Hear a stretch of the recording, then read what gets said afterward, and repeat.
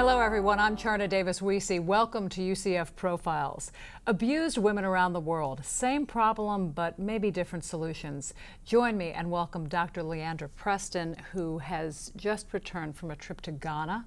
We're going to talk about the problems there in Ghana and then come back here at home and also talk about a new program that you are going to help spearhead that is so cool. You're going to want to hear about this. Thank you very much. So when you went there, you probably expected that life for women is not what it is here.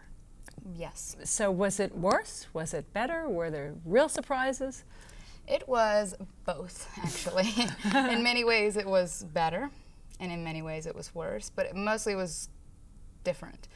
And what we realized when we were there and we were talking about gender issues and teaching strategies to address gender issues, that we had to really talk about gender much differently than we talk about it here. Because of their culture? Yeah, because the way the culture is organized around different conceptions of gender than our culture. And that the roles are less fixed in some ways, and that you do see more gender crossover in jobs. You see more women in the job sector than you might see in more rural areas. Here you see more women. When it's rural, almost it seems like the women have to. They must have to work. They're poor. They have to really put in a lot of the heavy lifting of the day-to-day family. Yeah, they're in the field side by side with the men in ways that we don't see here. And it's not really, you know, a kind of a pay equity type of situation, because everybody works for the good of the community, and it's such a communal mindset that competition is different. The interaction between men and women is different. The family structure is central. That's the most important defining factor in Ghanaian culture, is the family. Women are very defined through childbearing. How about the little girls? Are they different than the little boys? Oh, it's so neat. The little girls, they really empower little girls early to become businesswomen in ways that we don't see here, much younger than we would see here.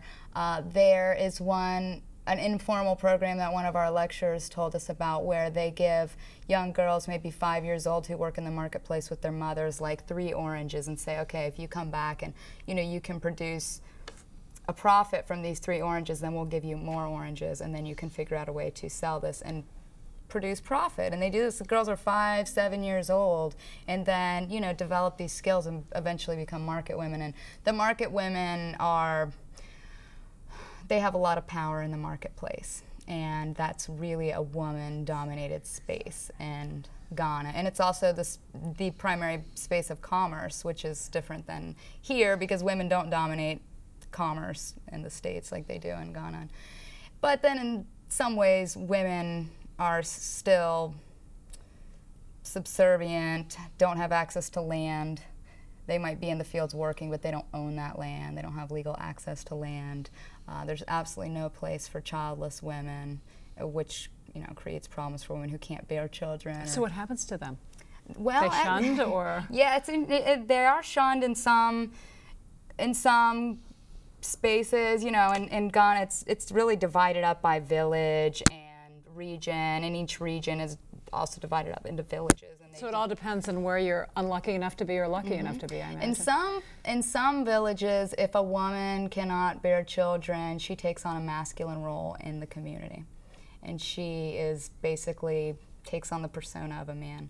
It's very interesting. They really play with gender. Also in terms of dress, or what she does? Well, and mostly in what she does, and the role she plays in the community is like in the family. She would do things that typically men would do, and in some cases is revered in the same way that men are. It's very interesting. It's not a sexual kind of gender role reversal. It's more of their roles in the family, their roles in the community. Well, I guess that in their culture, in their mind, if her role was to be a mother and a nurturer, and she couldn't do that, they had to find another position for her. It's like putting her in another job. Well, that's where women are valued as mothers, and I would imagine in Africa, but I know in Ghana, I'm going to talk about specifically in West African culture, women are valued as mothers. That would be nice. I think in some ways it's nice if you, you know, it creates problems because they have the same problems with fertility that we have here. Right. And so for women who can't conceive, and what's really problematic about it is the responsibility is on the woman. And so if she cannot conceive, then she's ostracized, but it could be a problem with the man. Right, so it's made to be her fault no matter what. No matter what. That must be, I can't even imagine having to shoulder that besides being shunned and then taking the responsibility and the guilt and all the rest of it. So there are also problems with domestic abuse there. And in a culture where women are maybe not given the power, it must be even harder to deal with than it is in ours, where we have problems that we can't even enumerate. Right. I think it's still more culturally accepted in Ghana, more so than it is here. I mean, here it's obviously still a tremendous problem. We acknowledge it more as a problem here than they do. And condemn it. Right. And I actually don't want to say that they don't acknowledge it as a problem, because now they have significant activity that's going on around the issue of domestic violence and rape. And this is in the more urban areas. In the rural areas, they're more removed from that kind of, you know, assistance or education, access to language. I mean, they're really, the more rural, the greater problems with domestic violence and rape, and just a lack of education about issues of HIV and AIDS. You know, there are some myths that if you rape a virgin, then it rids you of HIV, or that you're immune to HIV, and it's just really a lack of education around the issue, and it's very hard to even get through to that, or even begin to educate them if they don't want to be. And maybe they even like their ways. They like being having their own ideas and don't want to be told. Well, it's just, I mean, that's all they know, and that's all that they've experienced. And I think it's similar to people who experience domestic violence as children and then perpetuate that cycle because they just haven't learned any other way. And, you know, if it's not. Is it like some of those cultures that if a woman is attacked, she's treated as she's the one who's punished because of it? In some areas. I want to say the city of Accra, where we stay primarily, is much more advanced in that sense, that it's not publicly accepted for a woman to be abused. And I think if a woman was being battered publicly, somebody would intervene, but it's just different because it's more city. It's the population and education, and there's university there, and there are a lot of very well-educated women who have PhDs and who are professors and who do a lot of work. And there are actually a lot of men who are doing work in domestic violence over there who we worked with. That was really exciting. Tell me about the program ARC. ARC is foundations. It's a foundation for women's leadership and empowerment. It's a non-government organization. It's very small right now, who focuses on empowering women and working around issues of domestic violence and sexual assault for women and children. I noticed on their website they had something, you know how you go on the website, you see all little boxes, and there's one that said tips and tricks, and it was just on the webpage that didn't necessarily mention what it was going to be about, and I thought, do you know what I'm talking about? And I click on tips and tricks, and it was what to do to keep yourself safe from violence.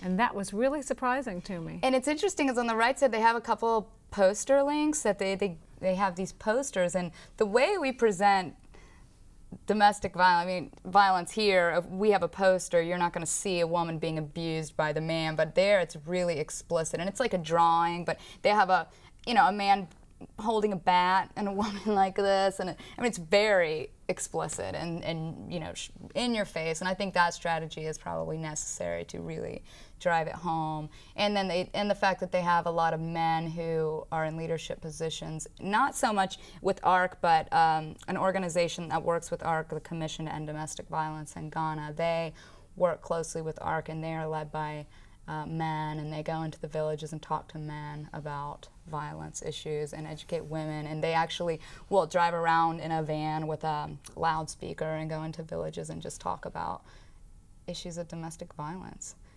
And it was amazing that on the website it talked about the list of things for you to do, and it said 1 out of every three women suffered some form of domestic violence at the hands of her partner, which was mind-boggling. And it's had things like survival tips, have a bag to pack, have all of this ready. It was, it struck me the way our websites have for hurricane survival tips. Oh yeah, that's interesting. And went out to so much of the population that you really, it really was, on the one hand, frightening to think that's so needed. On the other hand, encouraging that there was the information for them, which was probably new for them. Well, the Domestic Violence Act that they've just passed in 2007 this year, and it's a very progressive act for Ghana to pass around domestic violence, and it does include marital rape as illegal, which some states in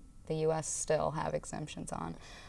It includes sexual intercourse without informing your partner that you have HIV. That's considered against the act, what counts as domestic violence. The act is in 3 parts. The first part defines domestic violence. The second part sets out specific legislation and implications of domestic violence. And then the third part establishes a fund, a domestic violence victims fund, and includes money to build shelters and, you know, assist victims in other ways. You also worked with Planned Parenthood there. Yeah, it was very interesting because we had a medical doctor come and speak to one of our classes, and she spoke quite a bit on the issue of abortion.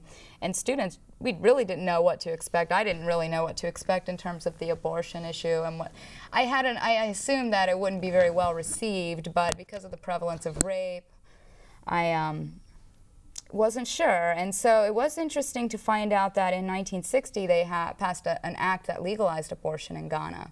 And it was under circumstances that were agreed upon by her, a woman and her doctor. And, you know, whether or not she wanted to have an abortion, if it was, the circumstances were such But isn't it hard to find a doctor who will do it there? Well, that's the problem, because it's, the act sounds very progressive that this was passed in 1960, but doctors won't perform abortions. In most cases, not even in some cases, in most cases, doctors will not perform abortions because of moral issues, because it goes completely against the idea of community. And if a woman has an abortion, typically she will have a part of her uterus removed and will not be able to bear children.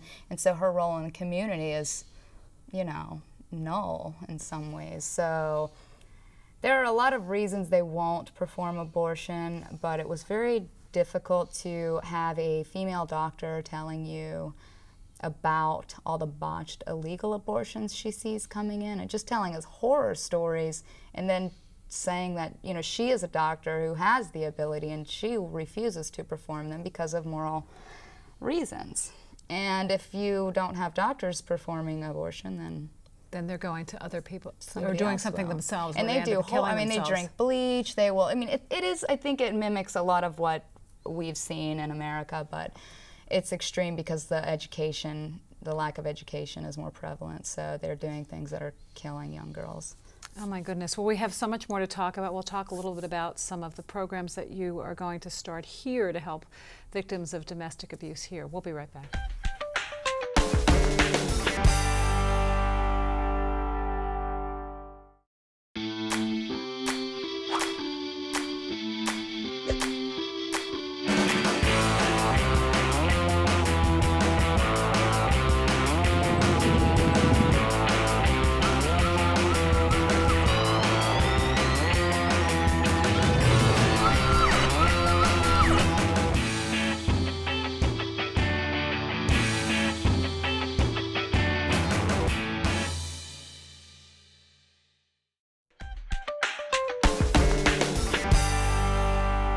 Welcome back. We're talking with Dr. Leandra Preston, who has just gotten back from Ghana and has seen progress and very terrible things and very wonderful things all at once happening there when it comes to women and domestic violence. And also, this is not something you just deal with overseas. Right.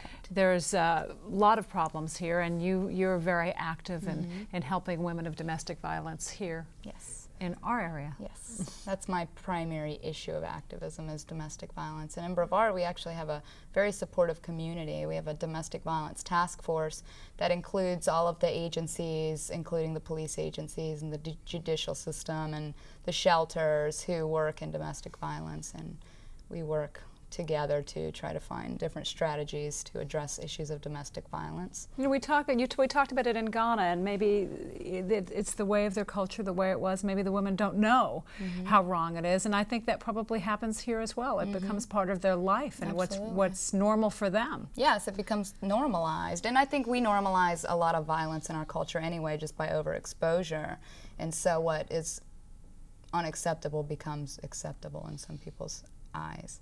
Well, we had met once before. We've become friends now, and I remember you were telling me about the T-shirt program that you have done. Yes. Where women designed a T-shirt who have been a victim of domestic violence and put some kind of message on it. Hung all over campus, wasn't it? Right, and we do it. We'll do one in front of the courthouse in a couple weeks, actually. We do one every year in October. We do one every semester on campus. And you were shocked at how many, weren't you? Oh, yes. The first time I was involved with the project, we had 400 shirts, and you know, that's only the people who have made shirts who have had experiences with violence. And so you can imagine if you have 400 shirts from, well, this was in Central Florida, but we have a collection here now. We have over 150 shirts just from the local area of women who have made shirts. And these are the women who knew about the program and took the time to do it. Exactly, were involved, so you can imagine. It's probably a small percentage. And it is a you small said some percentage. of the messages were very heartbreaking.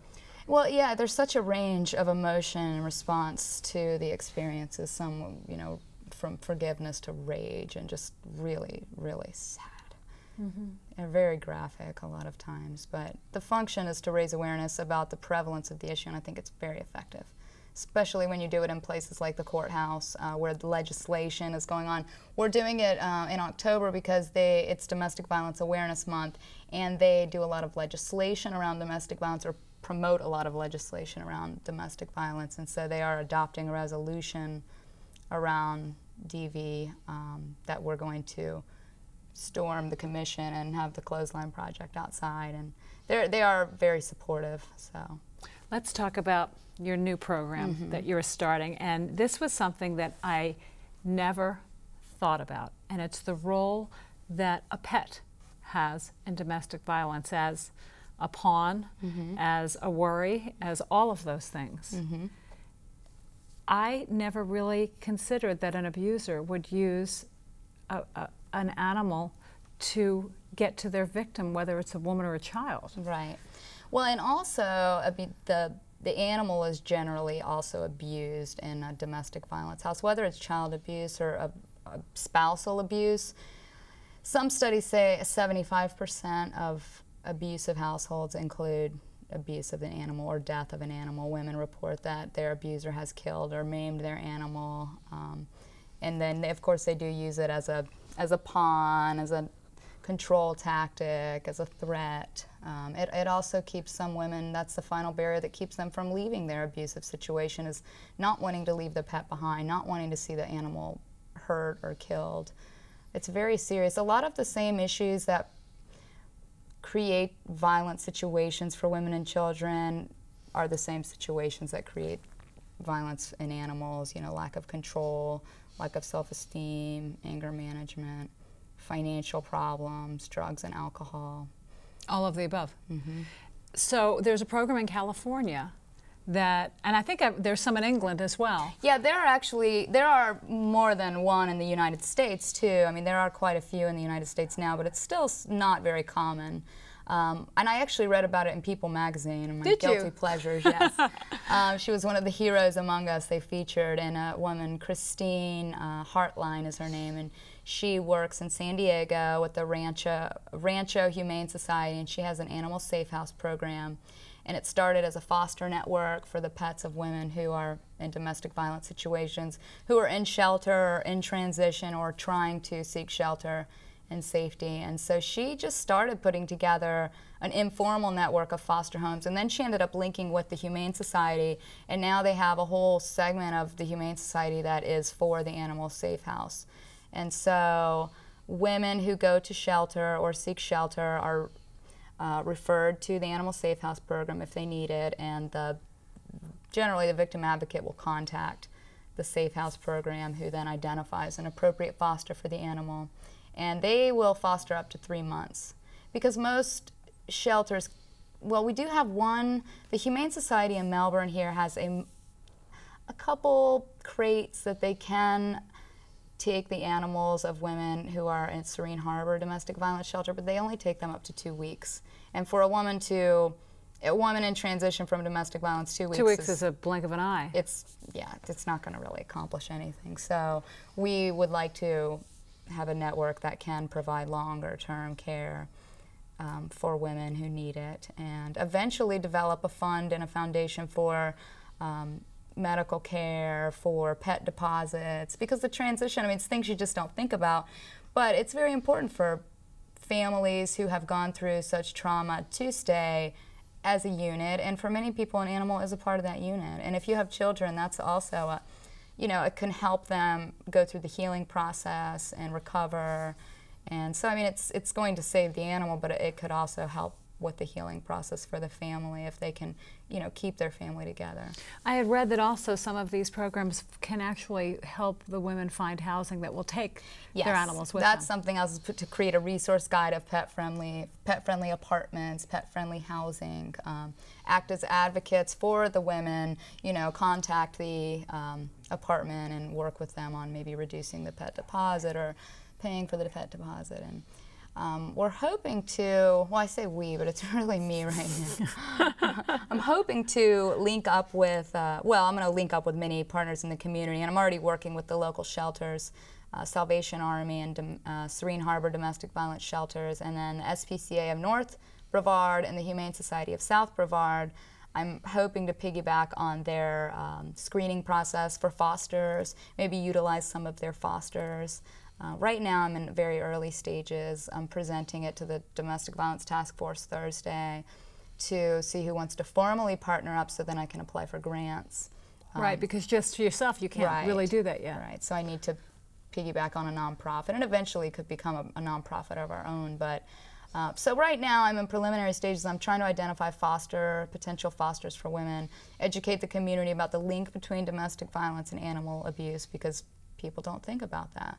And it is significant. And if you look at, just links between violence of any type and animal abuse, it's very prominent. It's one of the first signs Exactly. that somebody has a problem. A child that's abusing an animal usually grows up to abuse people. Right. And I would imagine being in this situation, your pet is where you get your unconditional love, is where you get your support, and a child or a woman would really need to have that animal to help heal. Comfort. And for the animal the animal is also in a traumatic situation, so for the animal to go to shelter or just be placed with a family who doesn't understand the implications of domestic violence, it's also further traumatic for the animal, as well. I had adopted a dog before this dog when I was single from the shelter, and I was actually going to do a story on the cold weather and how you can't leave your animals out because they don't really have fur coats or whatever. And there was this one dog, and she was in the back of the kennel, and she had her back to you, and she was looking over her shoulder. She had this long face. And it was a no-kill shelter at the time, but they had had her so long, and nobody wanted her because she was so shy. And she was abused and came from a home with 6 children. And I think the man had just dropped her off and threw her.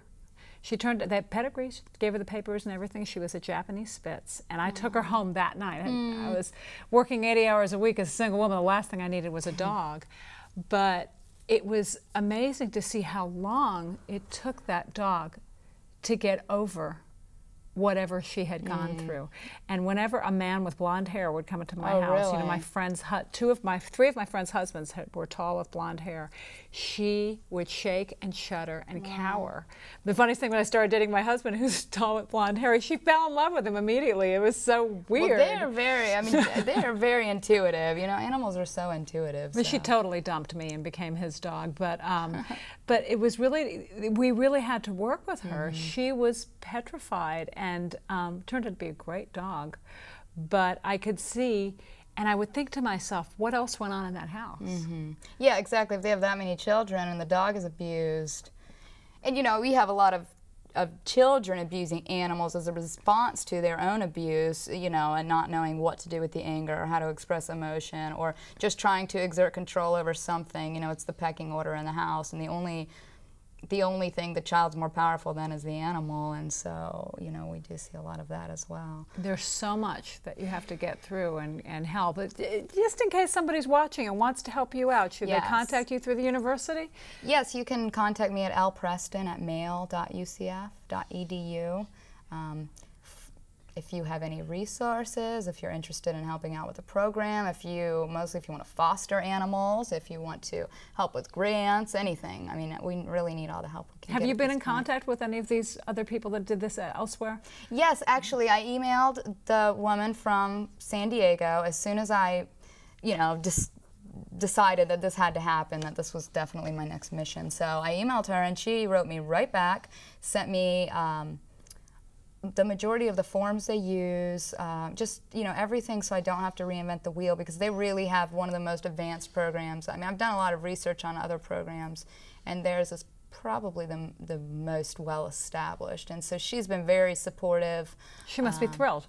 She is thrilled. And I said, you know, you're probably being bombarded right now by emails, but she was thrilled, and I think I'm going to go out there in the near future and just kind of meet her and see how it runs. And it's such a great idea, and we're going to be very lucky to have you do that. Dr. Preston. Thank you very much. I can't wait. Thank you again.